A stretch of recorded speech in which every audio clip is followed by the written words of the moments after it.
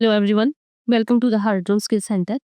आज हम बात करने वाले हैं इंट्रा और इंटर रेट के बारे में। हम पहले ही बात कर चुके हैं, लेकिन उसमें हमने सिंपल ट्रांजेक्शन्स को रिकॉर्ड किया था।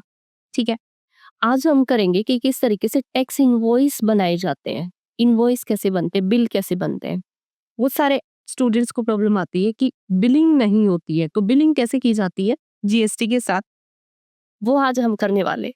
तो सबसे पहले आपको क्या करना है, मैंने आपको ये स्क्रीन दिख रही है, ये ड्रे ऑफ टैली वाली, आपने यहीं पर आना है। यहाँ आने के बाद आपने वाउचर पर जाना है।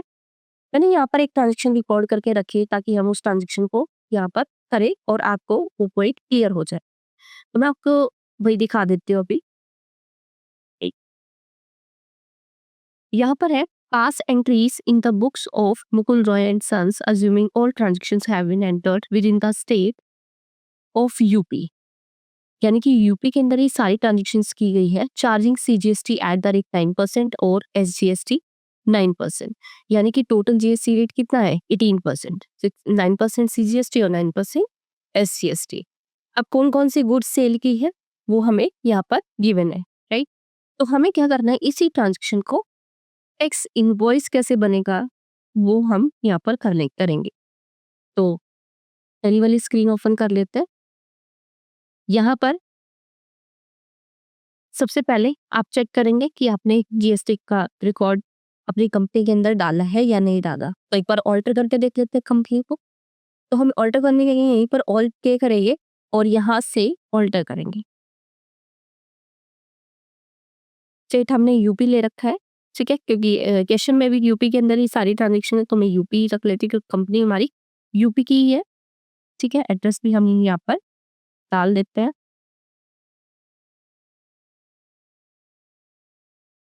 कंट्रोल ले करके मैं अब इसकी सेव करती हूँ।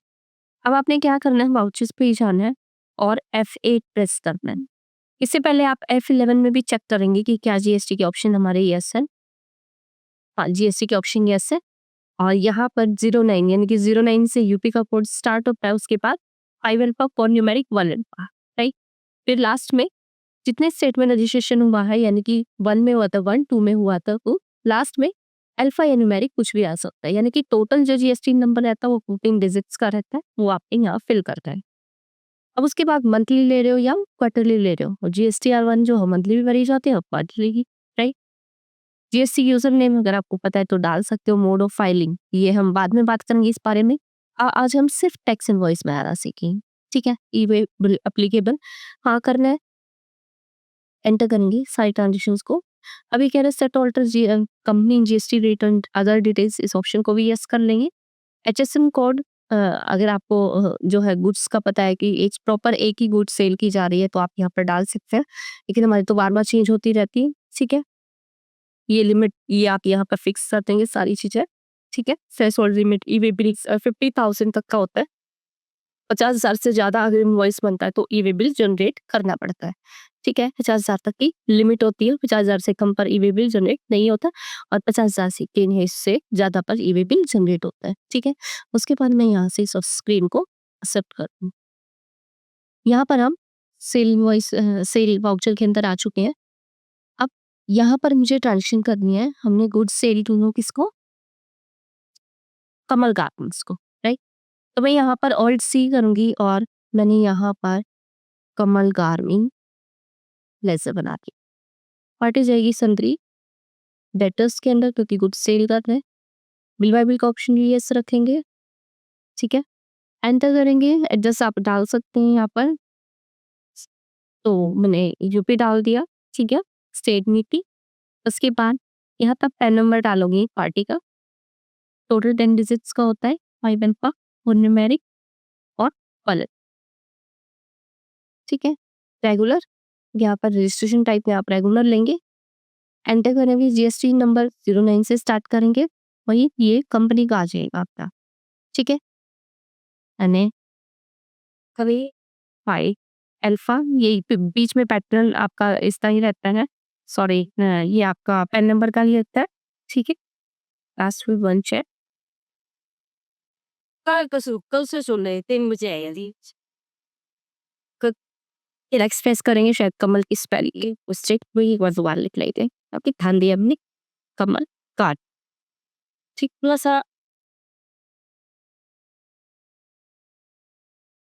यूएसटी डिटेल्स को यस कर लेंगे। प्लेस ऑफ सप्लाई कहाँ से हो रही है? यूपी से ही हो रही है। इज अ पार्टी या ट्रांसपोर्टर अगर है तो यस वाइस एंटर करेंगे। ये सारी डिटेल फिल हो चुकी है। सेल लेजर में सेल्स अकाउंट ही आपने उठाना है। उसके बाद नेम ऑफ आइटम कौन सा आइटम सेल किया गया है? Shirt 2000 each. ऑल्ट सी करके और यहाँ पर लेजर बना देना रहे सॉरी स्टॉक आइटम बनेगा शर्ट। ठीक है डिस्क्रिप्शन में आप साइज वगैरह ले सकते हैं। ये ऑलरेडी बना हुआ आप राइट हैंड साइड देख सकते हैं। यहाँ पर और आप ऐसा यहाँ पर लिखा हुआ आ रहा है नेम ऑलरेडी एग्जिस्ट। ठीक है ये बना हुआ है इसलिए मैं यही उठा लेती हूँ क्योंकि एक स्टॉक आइटम या लेसर एक बार बन गया तो दोबारा नहीं बनता है। ले शर्ट लिया। ये जो बचत करने के इसमें जीएसटी रेट क्या है? कंट्रोल एंटर होता है ऑल्टर करने के लिए मैंने ऑल्टर किया। स्टॉक आइटम को मैंने साइज यहाँ पर ले रखा है एम। ठीक है अंडर गारमेंट्स ही है। कैटेगरी अगर आप ले डिफाइन करना चाहते हैं कि आपकी जो है कौन सी ब्रांड की है तो आप यहाँ ब्रांड नेम भी ले सकते हैं। नहीं देना चाहते हैं तो आप अकॉर्डिंग देख लेना। उसके बाद एचएसएन कोड मेंशन करना चाहते हैं एचएसएन कोड ही आप मेंशन कर सकते हैं अगर आपको पता है एग्जैक्ट। डिस्क्रिप्शन में आप मैं यहाँ पर शॉर्ट ही ले लेती हूँ।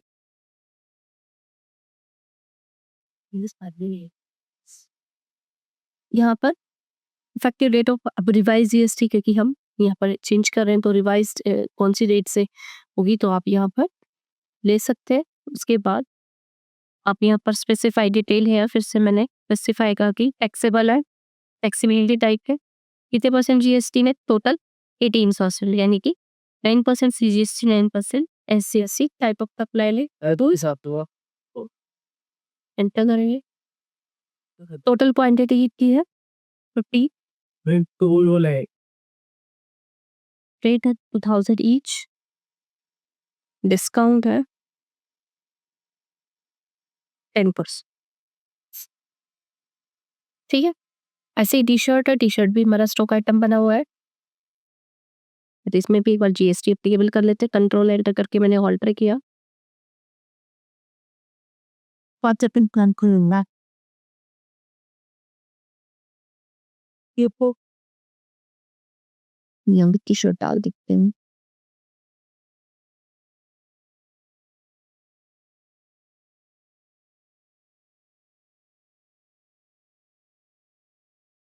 Eighteen percent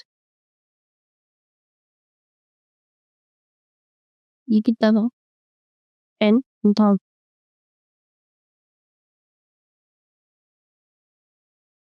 10% discount 1020 I think 1075 में इतने बनी हुई है। इसको भी ऑल्टर कर लेते हैं।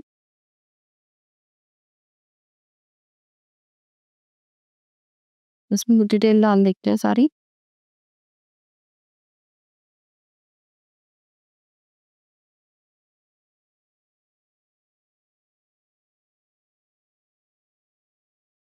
फ्लेक्सिबल और एक्स करे हो पर इसमें किसी वो के हम चीजें 2500 ई